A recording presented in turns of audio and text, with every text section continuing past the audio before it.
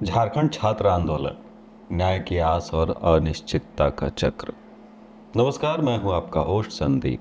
आज बात उस सवाल की जो झारखंड के हजारों युवाओं के भविष्य से जुड़ा है।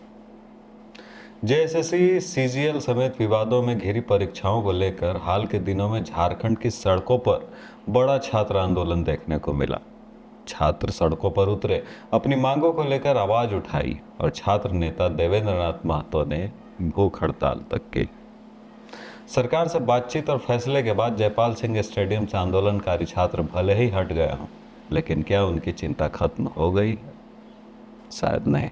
सोचिए उन युवाओं के बारे में जिसने सालों से मेहनत की, परीक्षा पास की, नौकरी मिली, परिवार में खुशी आई, किसी ने शादी की योजना बनाई, किसी ने घर की जिम्मेदारियां संभालने की तैयारी शुरू कर दी। लेकिन अगर बाद में परीक्षा ही विवादों में आ जाए और उसे रद्द करने की स्थिति पैदा हो जाए तो उस युवा पर क्या गुजरी होगी? यह सिर्फ नौकरी का सवाल नहीं है, यह उस भरोसे का सवाल है जो एक युवा अपनी मेहनत, परीक्षा व्यवस्था और सरकार पर करता है। एक गलती अगर व्यवस्था की तरफ से होती है तो उसका बोझ आखिर अभ्यर्थी क्यों उठाए? आज छात्र न्याय की लड़ाई को कानूनी रास्ते से आगे बढ़ाने और जांच की मांग करने की तैयारी में है। लेकिन इस पूरे विवाद ने एक बड़ा सवाल भी खड़ा कर दिया है। क्या झारखंड में भर्ती परीक्षाओं का चक्र हमेशा ऐसा ही चलता रहेगा? पहले महीनों और वर्षों तक तैयारी, फिर परीक्षा, फिर विवाद, फिर आंदोलन, फिर जांच और आखिर में परीक्षा रद्द होने या दोबारा परीक्षा होने की नौबत। अगर ऐसा ही चलता रहा तो सबसे ज़्यादा नुकसान उस युवा का होगा जिसके पास इंतजार करने के लिए पूरी जिंदगी नहीं है।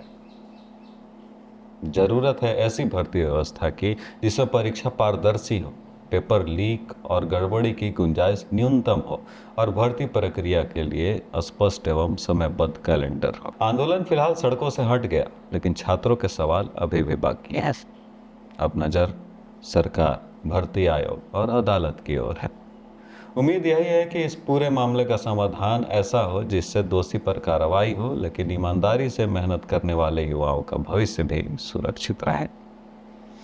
क्योंकि परीक्षा सिर्फ एक प्रश्न पत्र नहीं होती, उसके पीछे किसी युवा के कई साल की मेहनत, उसके परिवार की उम्मीद और उसके पूरे भविष्य का सपना जुड़ा होता है।